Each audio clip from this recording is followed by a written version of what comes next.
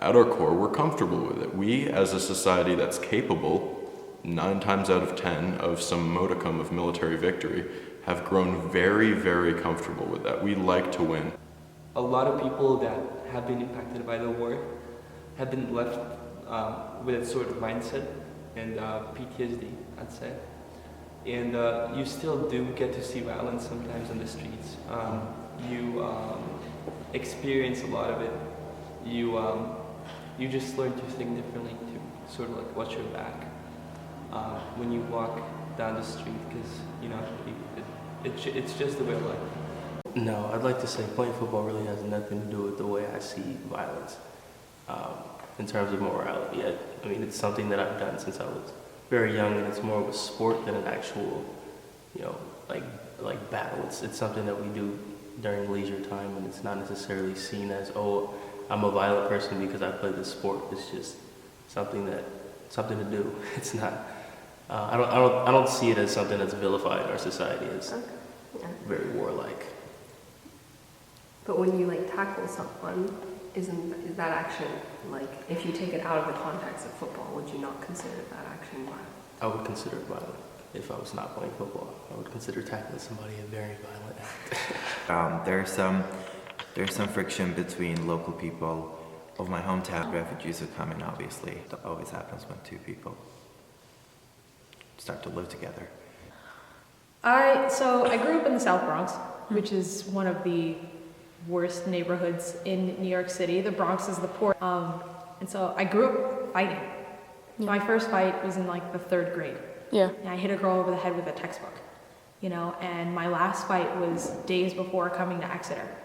So violence has been a very big part of my life in terms of just being that little kind of scrappy street kid. When I look back, I see how some of that violence was absolutely unnecessary. Mm-hmm. However, I do understand that in that moment, I always thought you have to fight. You have to be the bigger, stronger, better person.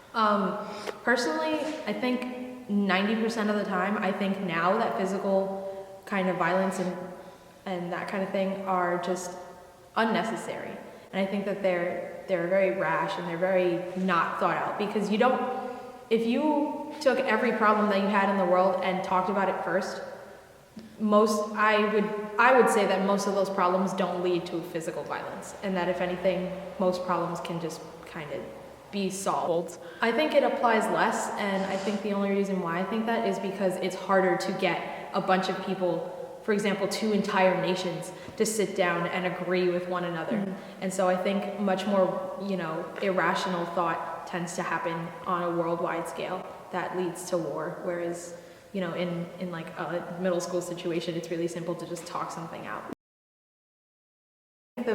The most kind of personal experience I have with war would have to be 9/11. Mm-hmm. Being a New Yorker and having a mother, a father, and an uncle who all worked in the World Trade Center, it hit close to home. Hi. I was born in Bosnia in the midst of the war in 1994. Mm-hmm. Where I lived for about 16 years before I moved to Austria and now to the US. So, personally, I was born in the war in 1994. The war ended in 1995, around the 20th of December. But I remember while I was growing up, I never actually even thought about it. I would see these trucks and army vehicles on the streets, and I would see the ruined buildings. But I would never make a connection that it was because of the war. I would just think because it's the way it was, it's the way it is in the world, and I never knew why. And it took me a while before I figured out what was going on in my country. It was I think when I turned 10 or 12 that I started realizing what was going on before. And even today, sometimes before I left the country, I was struck when I went to Austria and when I saw new buildings and everything was just perfect, clear and beautiful. I would look at it and be like, well, this is kind of lame because I'm not really used to this. Mm-hmm. You're so used to the destruction. I was very used to this destruction. I was used to seeing holes in the buildings, and I thought that was because they were old. I never really thought it was because they were shelled or anything like that. My name is Augustus Gilchrist. I live in Portsmouth, New Hampshire. I'm a day student, and I'm 17 years old. I'm a senior, class of 2015. I've certainly experienced my share of violence, but it never feels abnormal. I don't think I've been in anything that feels more than just kind of childhood par for the course. I would like to believe, and I say like to believe here, not kind of glibly, that there are situations in which I would be willing to participate in violent armed conflict. However, at 17 years of age, in an upper middle class family in Exeter, New Hampshire, none of them have presented themselves. Thank God. I'm Alex Weitzman. I'm a senior, and I'm 17 and a half. And where are you from? I live in California, but I grew up in Israel. I grew up in Israel where there's been a war for a long time, but my town was fortunately too far up north to be really disturbed by the war that much. Although all around us there was war, like on the news, and we'd hear about war, like distant friends and stuff. But also this past summer, my family visited Israel again, and this was the first time that missiles could reach far up north enough to hit my town. So with the missiles, it's a little different because we didn't see, any guns or any of that. I mean, soldiers had guns and stuff, but they were out in the field, not where we could see them. So with missiles, it was more like we would hide in bomb shelters, which was just very stressful and scary because you know that there could be a missile landing nearby anytime. Whenever a bomb siren goes off, you have to hide from the missile so that you wouldn't get hurt. Well, I actually live in a southeast part of Turkey, and where the Syrian civil war is basically right around the border. Mm-hmm. So, yeah, I kind of had the chance to observe some of what happened there, and I worked in Syrian refugee camps for 4 years now. Okay. And yeah, well, the camp is actually much more modern and better conditioned than most other refugee camps in the rest of the world, and they have access to food, shelter, and they can even go into the city and live if they're financially stable. And I don't know. I mean, they obviously they're not really happy. They're all, it's a whole traumatic experience, but their conditions are fine and humane conditions. I mean, there is always a chance that my hometown can get bombed or something. Right. That's a prospect of violence, not violence itself. Okay. Is that a very real prospect, you think? Well, one thing that happens when you live on the border of a place where there is war is that you start to deny some things, and you start to tell yourself some stories that can kind of shape the reality for you in some ways to continue living. That's kind of what we do. I've had very real moments when I went back to my hometown for Christmas break, where my aunts and my cousins were talking between themselves about the war and the Syrian situation and what's going to happen, and there was a moment when they heard of a place near city who was bombed, and they immediately stopped talking about it, and they pretended nothing, they just denied existence. Well, it ranges from small micro violations of their refugees' rights to anything. There was a case that was really famous last year where a Syrian tenant, I think, killed the person whose house he was renting, and because that person tried to have a sexual relationship with the tenant's wife or something. So all kind of not very positive stuff was happening. But I guess it's normal because when two different types of people try to live together, I think all of these frictions are to some degree normal.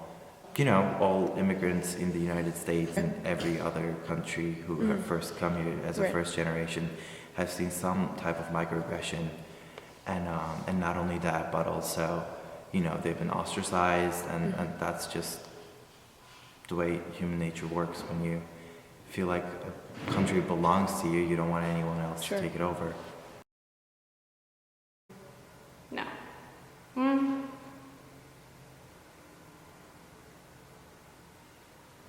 Can you fight for something without using violence? I mean, nobody's done it yet. Are you a pacifist? Can you like define pacifist? Is that for like your actions or for the actions of others? It's for your own actions. You will never engage in violence because it's not justifiable in any scenario. I think that I can probably safely say that I've been a pacifist up until this point right now. So I don't know if I'll go out and like get in a fight. But right now I've definitely been a pacifist as far as like physically fighting. Yes, well I guess that is true. And I can't really see why that would change in the near future. I'd like to be a pacifist. I wish I was a pacifist. I'm definitely a little too hot-tempered to be a pacifist. I don't like war. I don't plan on being a warrior. But it still fascinates me. I still like studying it. It really takes a certain type of person to be able to kill another person, and kind of the desensitization of that, and the dehumanization of war kind of starts pushing me towards pacifism. But no, I'm not a pure pacifist. Always violence is horrible, and always war is horrible. But sometimes with that comes a redemptive attachment. I mean, I think war is unavoidable. That seems kind of all right, but then I always kind of think back to that, and you know, that thought I talked about earlier about people who are innocent who end up dying in war, and then I'm upset and think, no, this can't be necessary. This can't be the only way to solve problems. Yeah, I think war is necessary to bring changes in terms of the government system on a bigger scale, and then yeah. So do you think it's impossible to bring peaceful change on the level of the government? Yeah, at some level, it's impossible to bring change through peace. You have to be violent. I think an easy answer would be to say that war happens because it's a very direct and almost kind of public spectacle way of resolving disputes. Especially is a really big thing in Islam. People tend to see Islam as like a very violent kind of religion because there's so many passages in the Quran about people kind of killing one another, you know, killing the infidels is kind of the idea that people get from reading the Quran if they don't understand the context. But it's important to realize that those passages were passed down to the Prophet Muhammad, peace be upon him, when he was being oppressed and when people were attacking him. And when he was like literally watching the village that he lived in be massacred. And so, you know, in a situation like that where you're being just attacked by some other human being or some other nation or whatever, I think it's important to defend yourself. Honestly, it makes me upset. Yeah. Because when I think about war, I don't tend to think about kind of the larger picture, and maybe that's just me. I don't tend to think about like, we're fighting this war for freedom X, for, you know, reason Y. I tend to think about, you know, things on a much smaller scale. All the little children who lose their parents, and all the parents who lose their children, and you know, uncles and brothers and sisters and that kind of thing. And so it makes me upset because those are people who are losing their families, and those are innocent people who are losing precious members of their households. I think violence can be redemptive, but it usually isn't. I don't think it's the only alternative, but I feel like that's one of the like basis of war, is that the people who started think that it's the only alternative. I feel like it's kind of a last resort. It should be war in any case. Okay. I think peace is something that's never really going to be achieved, but it's something. Peace would be coexistence with different cultures and different religions and different political systems without kind of feeling the need to steal and murder each other over whatever it may be. One, the direct way to say what is peace is it's the absence of war, but a more thorough peace is the absence of the possibility for war. Peace is happiness. Peace is equality. Peace. Yeah, peace is kindness. Because I don't have any experience with the war and stuff. So this is my own experience at my old school. So at my old school, we're taught to be kind and to help each other, right? Because that's the Buddhist philosophy. And so the environment at my old school was pretty different from the rest of the schools in Nepal, because the teachers were pretty close to the students. So we're this teacher-student relation. So there was no bidding going on, because the teachers were so close to students that they couldn't beat. So there was this peace in school. Peace usually comes about if people start communicating more. I feel like it's compromise, compromising on what the two parts want. I think of peace in some sense, I think of peace as a situation in which people can live with other people without any microaggressions or violence, and that can be between people in two different countries, or that can be in between people in a single country. But I think that's just people getting along in a very simple sense. That if you know of a situation in a country where innocent people are being wronged, I think it's permissible to go in and do all you can to help. And I think in terms of defense, I think it's permissible to defend yourself, so if you're attacked, go for it. Showing someone or showing some country what they've done wrong, maybe. I never think it's permissible to perpetrate war. I definitely think it's... Actually, that's not true.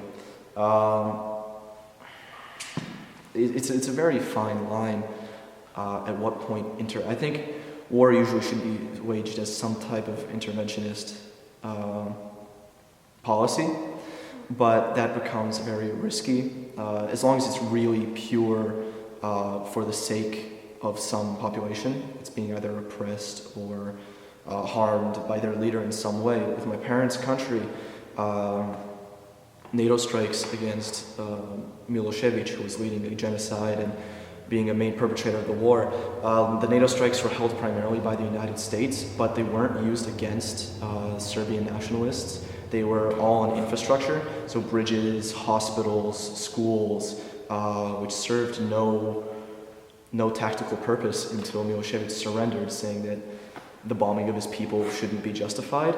And in that case, I don't believe that was all right, because more civilians were harmed than the actual causes and bad guys, so to say. But I feel for example, if there's a genocide going on or something breaking human rights, breaking the natural rights of people, then it's okay to step in and, I guess, do the right thing. But it's a very, very fine line between when it becomes private interest and when it's genuinely for the good of humanity. In my opinion, if war was how I fantasized it, war would have to be a human encounter, because that way, war might stop eventually. Human beings would eventually get sick of it. But things like drone strikes, intercontinental ballistic missiles, if we look at the Israeli-Palestinian conflict, there's just so many civilian casualties that aren't the result of bad people, but are just the result of this kind of sterile sense of push a button, blow up a building, and it removes the person from the conflict. And so I feel at that point, I don't think that's fair. I don't think it's fair to be able to kill someone without them knowing you even exist, without them even being able to see you. So no, I don't think all is fair in love and war. I think there should be more regulation to what you can do in war. I don't really know how to equate the value of a militant life to that of a civilian life. But I don't really think we understand what it's like to be a state that's attacked by a superpower. I mean, this sounds disingenuous, but I draw it based on the scale of the threat. If you need to mobilize the nation for total war to face some existential threat that will threaten our existence as a people, I think a lot of things become justified. Just because you keep the people who are not necessarily directly supporting the war out of the war. Right. And I think that should be the limit in terms of the force that you use. I think in general, our morals should stay the same, whether we're in war or not, because you don't want to use war as a way to justify doing things that are immoral. Killing the civilians to justify the means, I feel like that's a sacrifice of someone, and I don't think country B has the authority to choose who gets to live and who gets playing God. For war to be just, your military technology and your opponent's military technology has to match. On all other cases, that's just, it's okay to win a war, I guess, that way, but it's not really just war. So I think when making such big generalizations, I think it's better to go by case. Man should not decide when another man gets to live or die.